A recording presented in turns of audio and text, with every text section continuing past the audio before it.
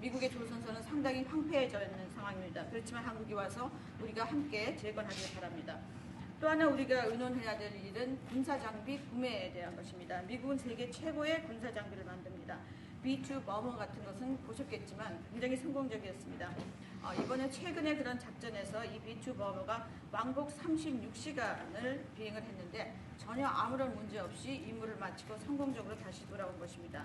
거기에는 또 52개의 탱커도 들어갔습니다. 하지만 어쨌든 그 버머라든지 추격기 최고의 군사 장비를 가지고 있습니다. 한국이 이러한 미국의 아주 뛰어난 군사 장비를 많이 구매할 것을 기대하고 있습니다. 다시 한번 이재명 대통령을 백악관에 모시게 된 것을 매우 영광으로 생각합니다. 그리고 그 전에 아주 선거에 이긴 것을 다시 한번 축하드립니다. 감사합니다. 네, 대통령님 감사드립니다.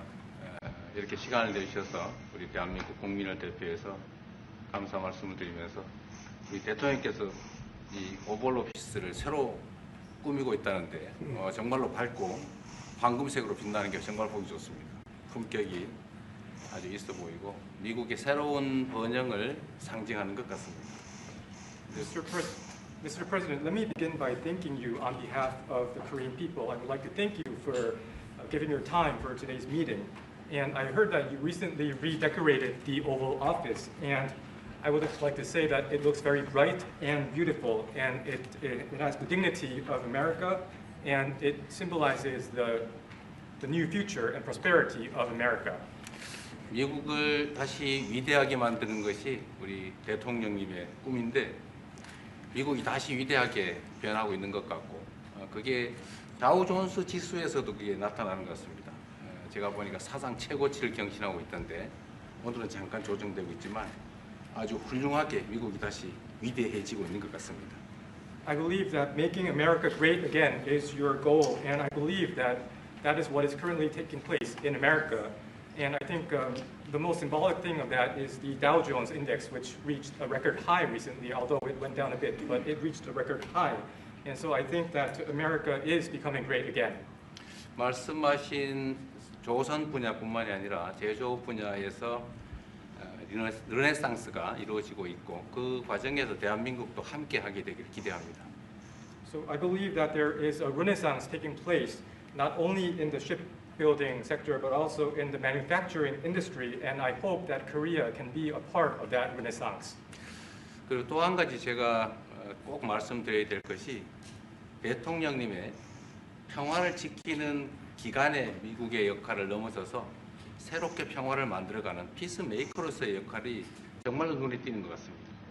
And one thing that I wanted to say to you is that America's role not as a keeper of peace but a maker of peace is being more is emerging more evidently.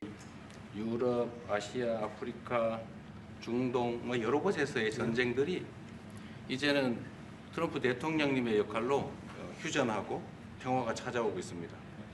Many wars in Europe, in Asia, in Africa, and in the Middle East are coming to peace because of the role that you are playing. 세계 지도자 중에 전 세계의 이런 평화 문제에 대통령님처럼 이렇게 관심 가지고 실제로 성과를 낸 경우는 처음으로 보여집니다. So among the many world leaders, I believe that you are the only leader who has made such accomplishments. 그리고 가급적이면 전 세계에서 유일하게 분단 국가로 남아 있는 한반도에도 평화를 좀 만들어 주셔서 김정은과도 만나시고 북한에 트럼프 월드도 하나 지어서 거기서 저도 골프도 칠 수 있게 해주시고 그래서 전 세계가 인정하는 정말 세계사적인 평화의 메이커로서의 역할을 꼭 해주시기를 기대합니다. And I would like to mention that the only remaining divided nation in the world is the Korean Peninsula, and I would like to ask for your role in establishing peace on the Korean Peninsula. So I look forward to your meeting with Chairman Kim Jong-un and construction of a Trump Tower in North Korea and playing golf at that place. 아마 기다리고 있을 것 같습니다. 기다리고 있을 것 같습니다. So I believe he will be waiting for you. 그리고 마지막으로 든든한 한미 동맹을 기반으로 대한민국이 성장 발전해 왔고 앞으로도 이 한미 동맹을 군사 분야뿐만이 아니라 경제 분야 또 다른 과학기술 분야까지 다 확장해서 미래형으로 발전시켰으면 좋겠습니다. Korea was able to attain economic growth and development through our ironclad alliance. And going forward, I hope to develop our alliance into a future-oriented alliance that encompasses areas not only limited to security, but also the economy and science and technology. 대한민국 국민들은 트럼프 대통령님에 대해서 정말로 큰 기대를 가지고 있다는 말씀을 드리면서 다시 한번 이런 시간 내주셔서 감사드립니다. The Korean people have great expectations for you, Mr. President. Thank you once again for your time. Well, thank you very much. It's an honor to be with you. I will say that Kim Jong-un and I had a very good relationship, as you remember, and still do. And when I came in, I didn't know him. We had 2 summits, but we became very friendly. Respect. It was great respect. And it was not going to be that way had Hillary Clinton won the election. It would have been a disaster. But we think we can do something in that regard with respect to North and South, and I think you are much more prone to doing that than other leaders that I've been working with from South Korea. And we'll work on that. I think it's very good to work on that. If you remember, you were doing the Olympics, and there was a great time of hostility with North Korea, and you weren't selling tickets because nobody wanted to be blown up in the stadium during the opening ceremonies, right? And you were not selling tickets. And I was also at my formative stage with North Korea and Kim Jong-un, and we were a little bit going at it about Rocket Man, Little Rocket Man, everything back and forth, and it was really nasty. And then I got a call one day, and they wanted to get together, they wanted to talk, and we started talking. And then he said really brilliantly, he said, you know, the Olympics is going to be opening very soon, and we'd like to be a part of it. They actually put teams in it. You got along great. And by the way, immediately upon that phone call, you started selling tickets, and it turned out to be a tremendous success. So it went from being empty stadiums because people were afraid to go, because it was a target potentially, to a great success. And I was very proud of that. You had one of the most successful Olympics, and now we have the Olympics coming to the U.S., so we're very happy about that. But that was a great honor to get involved and make the Olympics so successful. 네, 대단히 감사합니다. 다시 한번 모시게 돼서 영광이라고 말씀드리겠습니다. 제가 김정은 위원장과 굉장히 좋은 관계를 가지고 있습니다. 그리고 현재도 매우 좋은 관계가 있습니다. 내가 처음에 취임하고 난 다음에 2번의 정상회담을 김정은 위원장과 함께 했고 상당히 친해졌고 또 더 중요한 것은 둘 다 존경심을 서로에게 가지고 있다는 것입니다. 만일 힐러리 클린턴이 대통령으로 당선했다면 절대 그러한 상황까지 이르지 않았을 것입니다. 제가 보기에는 이재명 대통령께서 한국의 어느 지도자보다도 북한에 좀 더 문제를 해결하고자 하는 의지가 있는 그러한 대통령이라고 생각합니다. 그래서 어쩌면 우리가 함께 노력한다면 어느 정도 진전이 있을 수도 있겠습니다. 사실 그 한국에서 올림픽이 열렸을 때 북한 때문에 많은 사람들이 올림픽 표를 사지 않는 그런 현상이 생겨났었습니다. 그런데 김정은 위원장이 그때 사실은 김정은 위원장과 초기에는 제가 별로 사이가 좋았던 것은 아닙니다. 서로 락켓맨이라고 부르면서 주고받는 그러한 해프닝도 있었습니다. 그런데 어느 날 통화를 시작하게 되었고 통화를 하면서 그가 얘기를 했습니다. 한국에서 올림픽이 곧 열리는데 우리 북한도 참가하겠다. 그렇게 얘기를 했습니다. 그리고 그 통화 직후에 올림픽표가 많이 팔리기 시작했습니다. 그리고 한국의 올림픽은 올림픽 역사상 가장 성공적인 올림픽으로 지금 기록되고 있습니다. 또 우리 미국도 곧 올림픽을 주최할 예정입니다. 그래서 우리도 미국에서 성공적인 그런 올림픽을 주최할 계획을 가지고 있습니다. 김정은 위원장 말씀을 하셔서 그런데 사실 대통령님 덕분에 이 북한하고 이 한반도 관계가 매우 안정적이었습니다. 그런데 사실 그 이후 대통령께서 미국 정치에서 잠깐 물러서 있는 그 사이에 사실은 북한의 미사일도 많이 개발됐고 핵폭탄도 많이 늘어났고 진척된 것도 없이 한반도 상황은 정말로 많이 나빠졌죠. Mr. President, you mentioned about Chairman Kim, and thanks to your efforts when you were in office during your first term, the situation on the Korean Peninsula was stable. But during the hiatus where you were out of office, North Korea developed further its nuclear and missile capabilities, and that led to a deterioration on the situation of the Korean Peninsula. And they wouldn't have done that they would not have done that if I were president. That 내가 was not going to 만약에 happen. 대통령이 당선되었다면 그런 일이 일어나지 않았을 것입니다. 전적으로 공감합니다. I completely agree with you. 그래서 지금 얼마 전에 김여정이 미국과 저를 비난하는 발언을 할 때도 대통령과 김정은 위원장의 특별한 관계에 대해서는 의심하지 않는다 이런 표현을 했습니다. 기다리고 있다는 뜻으로 보여졌습니다.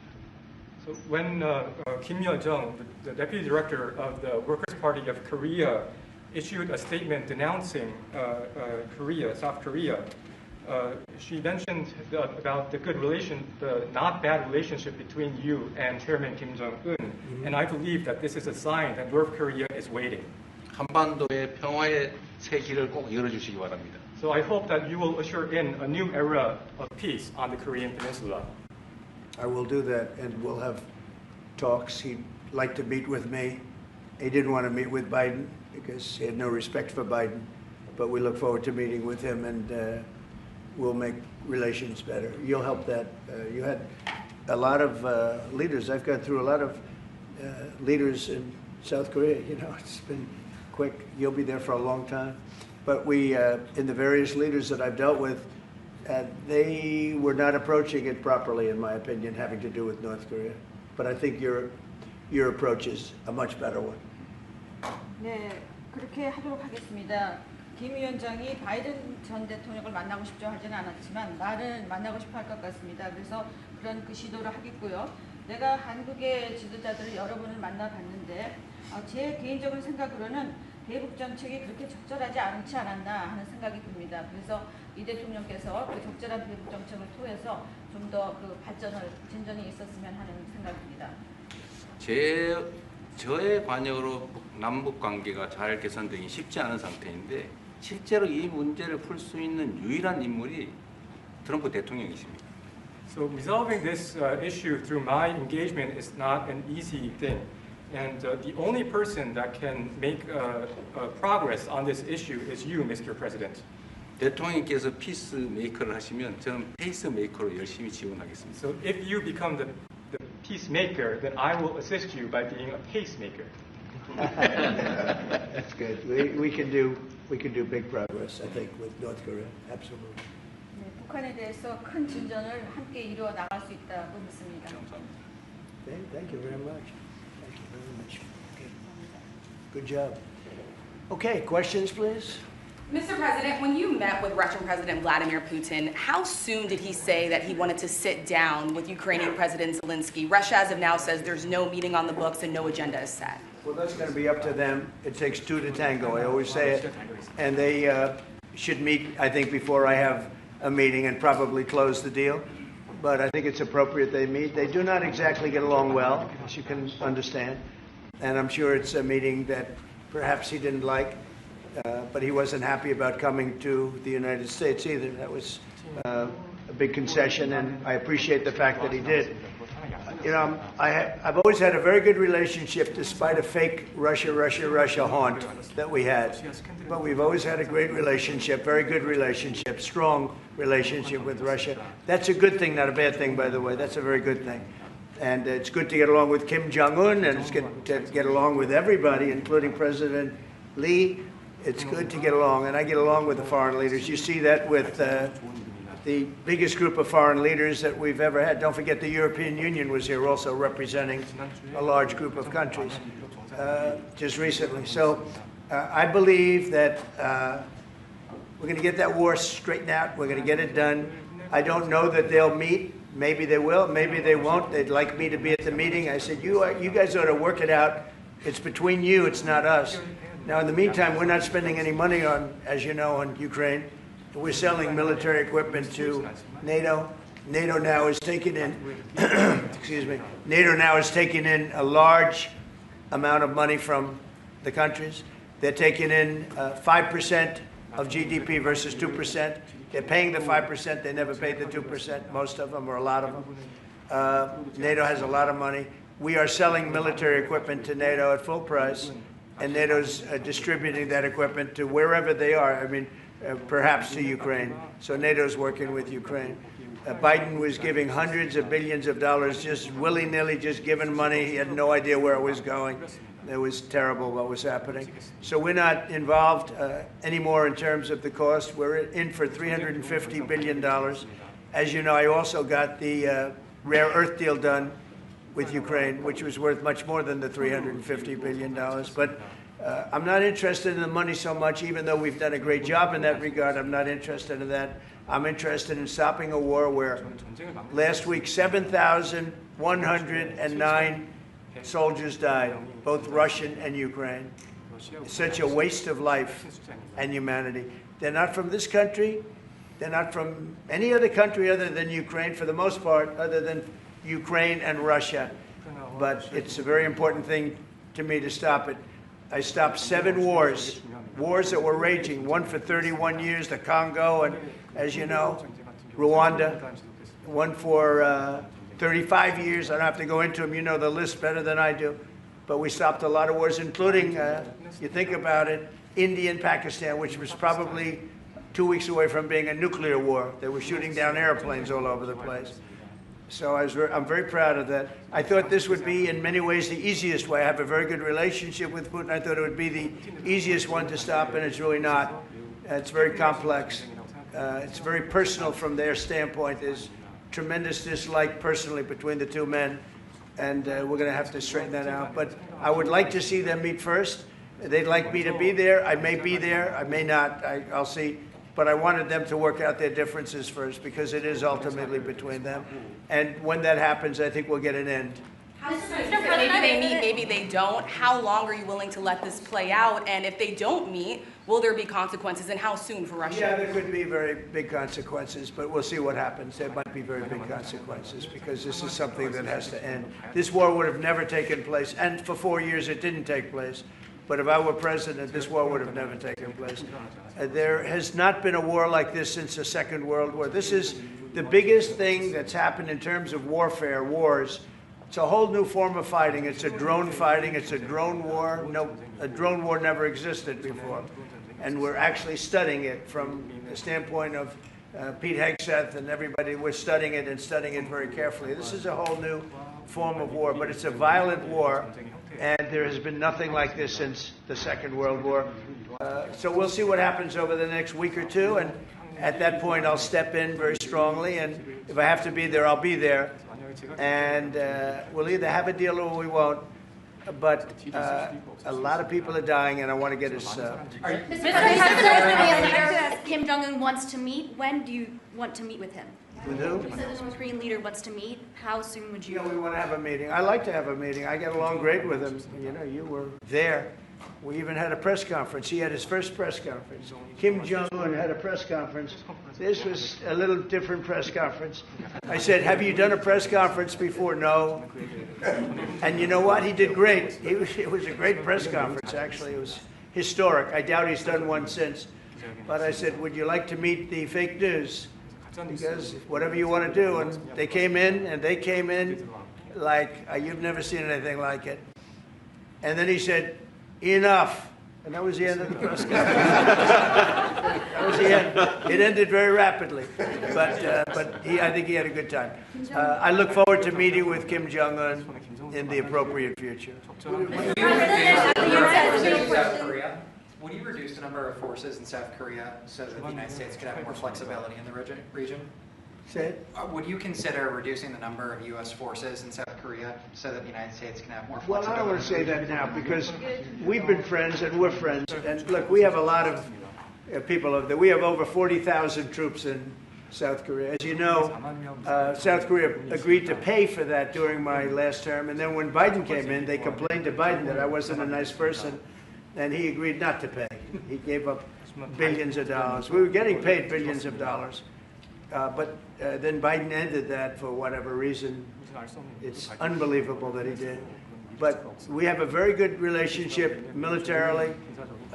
They would say, but we gave you land. I said, no, you didn't. You lease us land. There's a big difference between giving and leasing. And maybe one of the things I'd like to do is ask them to give us ownership of the land where we have the big fort. You know, we spent a lot of money building a fort, and there was a contribution made by South Korea, but I would like to see if we could get rid of the lease and get ownership of the land where we have a massive military base. Okay? Would you go? Thank you, Mr. President. How are you planning to make? I also want to ask this question to Mr. President. Who are you with? I'm Song Mi-jin. I am from South Korea's Arirang TV. Good. Thank you so much. Good. So, as mentioned earlier, United States is South Korea's most important and closest ally. So, in this point of view, I would like to ask you and also President Lee, what do you think are the key ways to make the South Korea-U.S. alliance greater? Well, I think it's great now.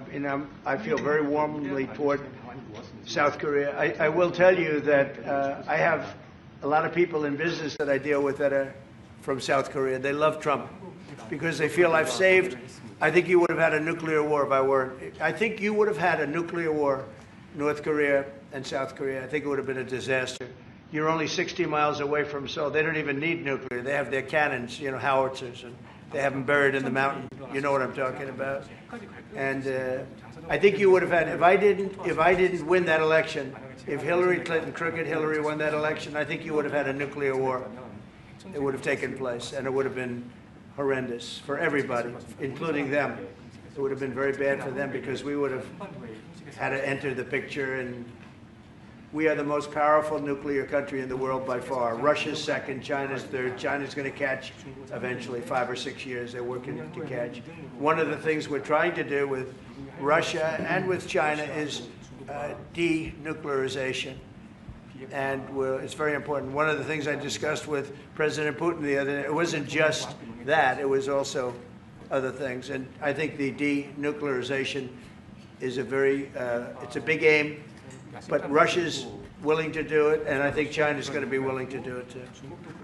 We can't let nuclear weapons proliferate. We have to stop nuclear weapons. The power is too great. Okay? Thank you. Mr. President, I'd like to ask you further question about South Korea and U.S. alliance. I'm Anna from the Korea Times, and I'd like to ask you about the trade deal that's on the table. You mentioned about the shipbuilding industry, and President Lee mentioned about the manufacturing industry, and what other areas or sectors that you intend to focus on this trade deal, because Korea is bringing in many investments and create jobs as well. So I'd like to know the opinions of both, how to get a beneficial outcomes for both countries through this deal. Well, we're going to get along great because we really sort of need each other. We love what they do. We love their product. We love their ships. We love a lot of the things that they make. And they love what we have. We're dealing with them on Alaska having to do with the oil. You need oil and we have it. So we have a big advantage in that way. We have more oil and gas and coal and energy than any other country in the world by far. No, for whatever reason, God was very good to us. He gave us the greatest. We didn't use it. We started to use wind. Wind doesn't work. They started to use solar panels that took over the land all over the Midwest, where the farmers said, what happened to my land? They'd have a 10-mile by 10-mile solar field that they couldn't farm, the most valuable farming land in the world, probably the most vibrant in the world. And they put solar plants all over the place. It's ridiculous. Big, massive black fields of solar that all comes out of China. All plastic, all comes out of China. But we have the greatest amount of energy in the world, and we're dealing with South Korea, as you know, in Alaska. And we're going to be making a deal, a joint venture with South Korea. Japan is involved also, very strongly involved. So we have Japan and South Korea, and we're actually the closest. It seems like quite far away, Alaska, but actually it's right up the little ocean, right up the little Pacific Ocean. It's actually pretty close, relatively speaking. But we have more oil and gas and coal than any other nation in the world by far, and we're going to use it. And that's the thing that South Korea, I think, most wants from us, I would think. Mr. President, would you go back to the DMZ to meet with the North Korean leader? Say it. Would you go back to the DMZ to meet with the North Korean leader? I loved it. Remember when I walked across the line and everyone went crazy? Especially Secret Service, I would say they were going crazy. And I looked into those windows, the windows, the glass, that you could only see if you looked direct, because there was all sorts of stuff. But I looked in and I saw more rifles pointing at me than you could. There were a lot of rifles in that building. The Secret Service was not happy. You know the buildings I'm talking about? The two blue buildings on each side And I walked up the middle and I looked in the window and I saw more guns in that room than I've ever seen in my life. I looked at the other side and it was the same thing. And yet I felt safe. I felt safe because I have a great relationship with Kim Jong-un. I hope it stays that way. I think it will. I have a very good relationship. I understand him. I spent a lot of free time with him talking about things that we probably aren't supposed to talk about. And, you know, I get along with him really well. I think he has a country of great potential, tremendous potential. Is it possible you meet him this year or maybe next year? Well, I'm meeting a lot of people. I mean, it's hard to say that, but I'd like to meet him this year. President Xi would like me to come to China. It's a very important relationship. As you know, we're taking a lot of money in from China because of the tariffs and the different things. And it's a very important relationship. We're going to get along good with China. I hear so many stories about we're not going to allow their students. We're going to allow their students to come in. We're going to allow, it's very important, 600,000 students. It's very important. But we're going to get along with China. But it's a different relationship that we have now with China. It's a much better relationship economically than it was before. With Biden, boy, what he allowed that, I mean, they just took him to the cleaners. You know the expression? They took him to the cleaners. I'm sure they have an equal expression in South Korea, but they took that guy out for a ride like nobody's ever been ridden before. Terrible. But we have a very strong relationship, Howard, I would say, economically with China now, getting much better. They have to give us magnets. If they don't give us magnets, then we have to charge them 200% tariff or something, you know. But we're not going to have a problem, I don't think, with that. I think that's perhaps behind us. You know, China intelligently went and they sort of took a monopoly of the world's magnets. And nobody needed magnets until they convinced everybody 20 years ago, let's all do magnets. There were many other ways that the world could have gone. But so it'll take us probably a year to have them. We're heavy into the world of magnets now, only from a national security standpoint. But we have a powerful thing. It's airplane parts. They have many Boeing jets. You know, they had 200 jets that didn't fly. And I've sent them all, based on his word, I sent them all of the parts so their planes can fly. I could have held them back. I didn't do that because of the relationship I have. And their planes are now flying. You know, we had 200 of their planes were unable to fly because we were not giving them Boeing parts purposely, because they weren't giving us magnets. Therefore, we weren't giving them. But we have a much more powerful thing, that's tariffs. If we wanted to put 100%, 200% tariffs on, we wouldn't do any business with China. And, you know, it would be okay, too, if we had to. But the magnet situation, we have tremendous power over them, and they have some power over us with magnets. We're going to have a lot of magnets in a pretty short period of time. In fact, we'll have so many we won't know what to do with them. But you know the story. It's a very interesting history with magnets. And it really is because presidents, not being business people, they allowed that to happen. And they shouldn't have. But we have much more, I mean, look, in terms of playing the cards, we have much bigger and better cards than they do. But with that being said, I think we have a great relationship. I spoke to President Xi fairly recently, and at some point, probably during this year or shortly thereafter, we'll go to China. And I think we're going to see a magnificent sight. It's a great country. Mr. President, on the National Guard. You and President Lee actually are planning to go to China. You mentioned either this year or next year. Could you please share more details about your plans going to China and also President Lee? I think well, maybe we'll go together. Do you want to go together? We can share a plane. We'll save energy. We'll save. We'll save a little. You know, the ozone layer. Remember, President Obama used to talk about the ozone layer, and then he'd fly to Hawaii to play around the Gulf in a 747. Mr. President, on the national. Accept the invitation, Mr. 중국에서 만약 Well, I was sort of meant jokingly, but if you want, you can come. 대통령하고 같이 가면 좋겠습니다. I would like to go together with President. Do I accept? Does he accept? If you want to go, I'm going to get special permission. I'm sure you can go. But we're going to have a great relationship with China. I mean, it's happening. You see it. It's happening. They have some cards. We have incredible cards, but I don't want to play those cards. That would, if I played those cards, that would destroy China. I'm not going to play those cards. Mr. President, on the National Guard, you've talked a lot about Democratic-run cities and states. Would you also consider sending the National Guard into red states and red cities that are also seeing high crime? Sure, but there aren't that many of them. If you look at the top 25 cities that for crime, just about every one of those cities is run by Democrats. And you know, one of the bad things they did, cashless bail, if you look back on time, when they allowed a murderer out that afternoon, you know, he'd kill somebody and then a couple of hours later he's walking the streets again, oftentimes killing again rapidly. Cashless bail is a disaster. You saw we had a news conference today on that. We're wiping it out in D.C., immediately wiping it out. It started in New York, I must tell you, and it's been a horrible thing for crime, especially violent crime. So we're going to end cashless bail, yes. Thank you. When will you deploy to Chicago, and how long are you keeping troops here in Washington, D.C.? Discussion. I really want to be appreciated. You know, when we go into a city and wipe out the crime, so D.C., it sounds so horrible. I'm embarrassed to say it in front of you because they don't have anything like this. Washington, D.C., sir, has not had a murder in 11 days. Now, he's saying that's a horrible thing to hear because they don't have murders for ever. But Washington, D.C., if you go back and check, it's been many years since we went a week without having a murder. Now we haven't had, and I would say that Washington, D.C. right now is much safer than Seoul. You know why? Because we have a friendly neighbor. We have more friendly neighbors. You have a different kind of problem. We all have different problems. But Washington, D.C. is a very safe city right now. People are going out to dinner. Restaurants are opening.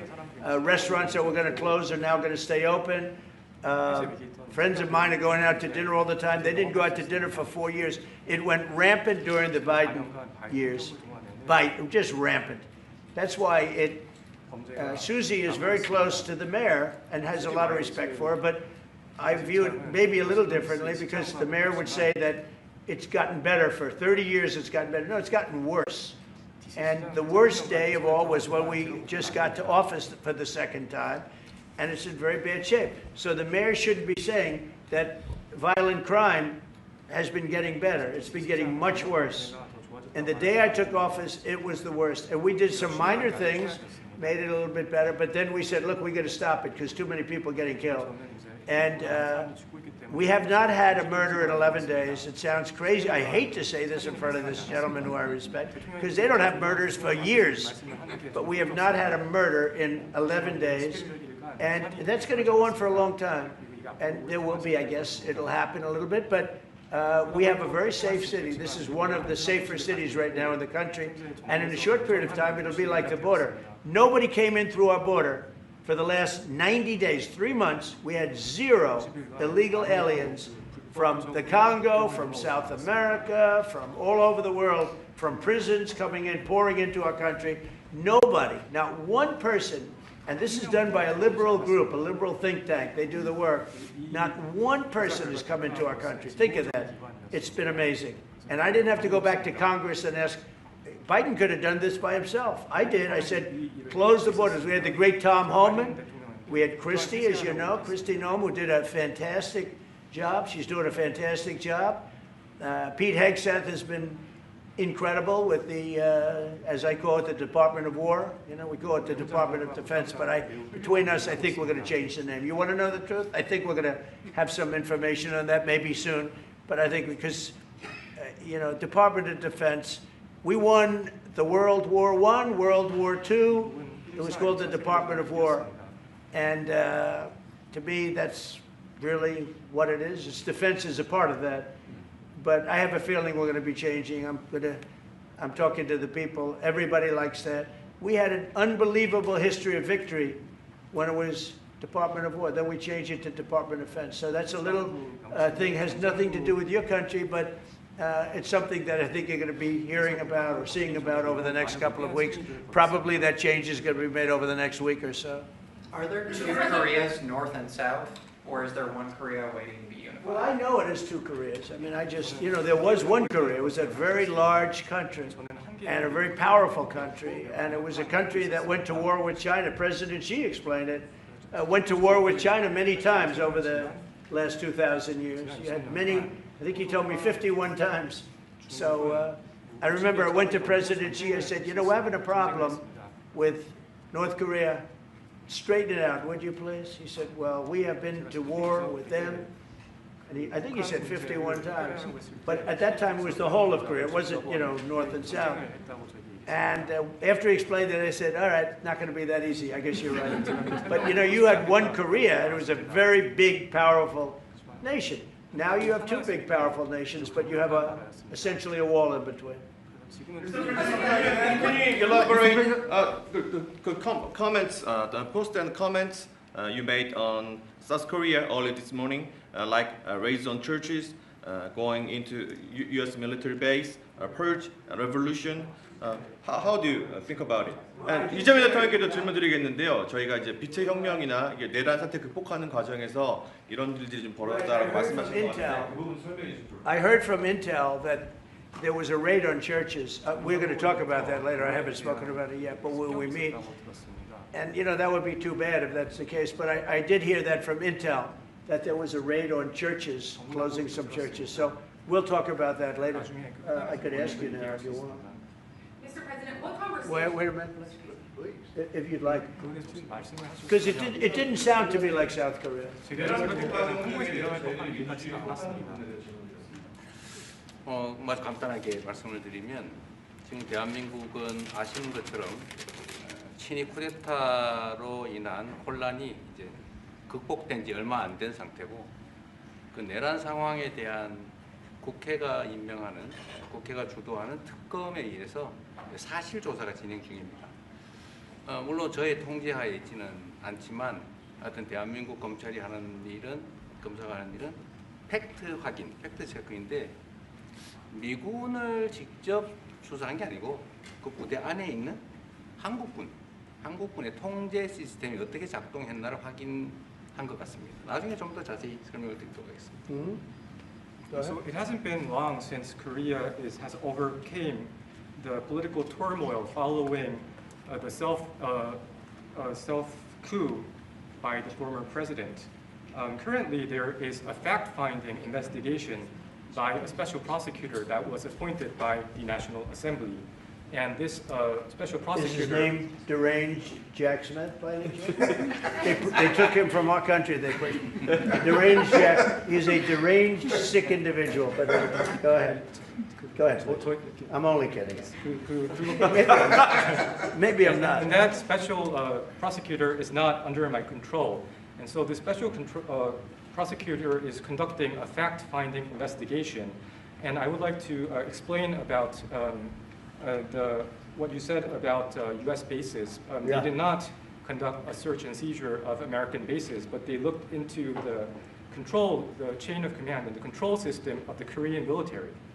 Right. And I would be happy to That's okay. explain about this more in detail I'm sure it's, during our lunch meeting. I am sure it's a misunderstanding, but you know, there is a rumor going around about churches, raiding churches. So we'll talk. I'm sure that's going to be worked out fine. Yeah, please go ahead. Mr. President, what conversations have you had with Israeli Prime Minister Benjamin Netanyahu about what is going on in Gaza? There was a UN-backed report that said there was a famine in Gaza. Based on what you know and what you've been briefed on, do you agree with that? So I mean, I deal with Bibi Netanyahu quite a bit, and we had great success, obviously, in Iran. We knocked out their nuclear threat. That would have been a horror show having them have a nuclear weapon. They would have used it too. We did very well there. Right now, they're talking about Gaza City. There's always talking about something. At some point, it's going to get settled, and I'm saying you better get it settled soon. You have to get it settled soon. And that means, you know, nobody can forget October 7th. People forget October 7th. That was one of the most brutal. I've seen some terrible things, some brutal things. That was about as bad as it gets. And nobody can forget that. With that being said, it's got to get over with. It's got to get over with because between the hunger and all of the other problems, worse than hunger, death, pure death, people being killed. And, you know, I'm the one that brought back the hostages, and I did it with that gentleman right there, Steve Witkoff, and with Marco. All of us, the whole team, we worked together. Even the trade people worked on it with us. and we brought back a lot of the hostages. Now we're left with, would you say 20, Steve, or would you say it's less than 20? I hope it's 20. He hopes it's 20 because some could be dead. That's what he means, I assume. So we have 20, but there's rumors that some could be dead. It's a terrible situation over there. Terrible, terrible situation. But it's coming to a head. It's coming to an end. We are sending, we sent $60 million of food over there just recently. And I don't even know if people know it. We distributed ourselves. We're giving a lot of food, spending a lot of money on food, getting it over there. We have a lot of food. We have a lot of oil, and we have the greatest farmers in the world. So we have a lot of food, but we're sending a lot of it over to Gaza, and we're feeding a lot of people. But with all of that being said, it's a lot of people to feed.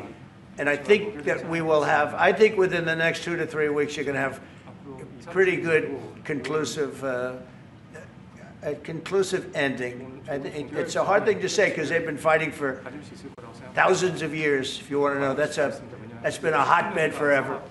But I think we're doing a very good job. But it does have to end. But people can't forget October 7th either.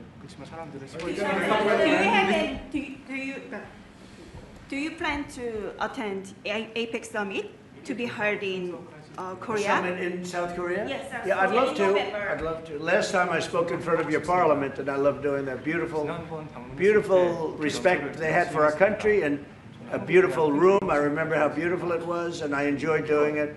No, I could see going. I think I'm going for a trade meeting to South Korea pretty soon. You're hosting a trade meeting, so I can sneak away from that trade meeting, and we'll go and do something for the president if he'd like me to do that. Okay?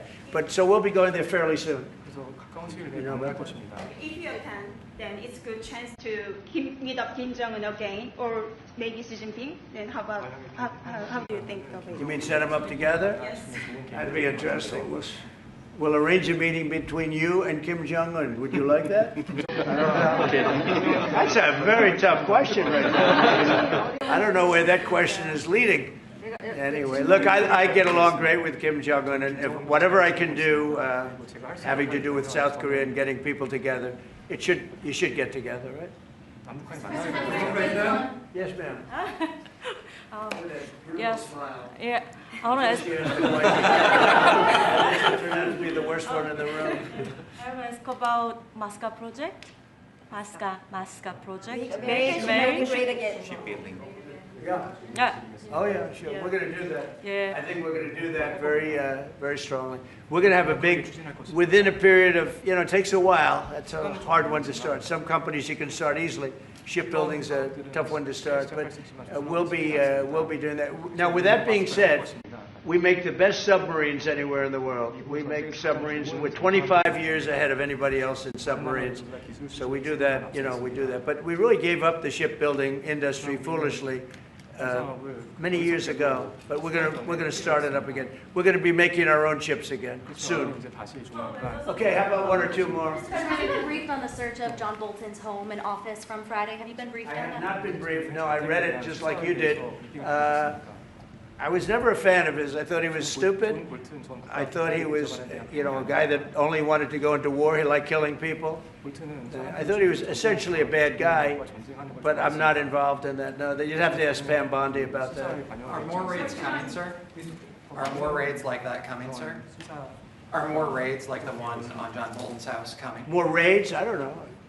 You'd have to ask the Department of Justice. They raided my house, I can tell you that.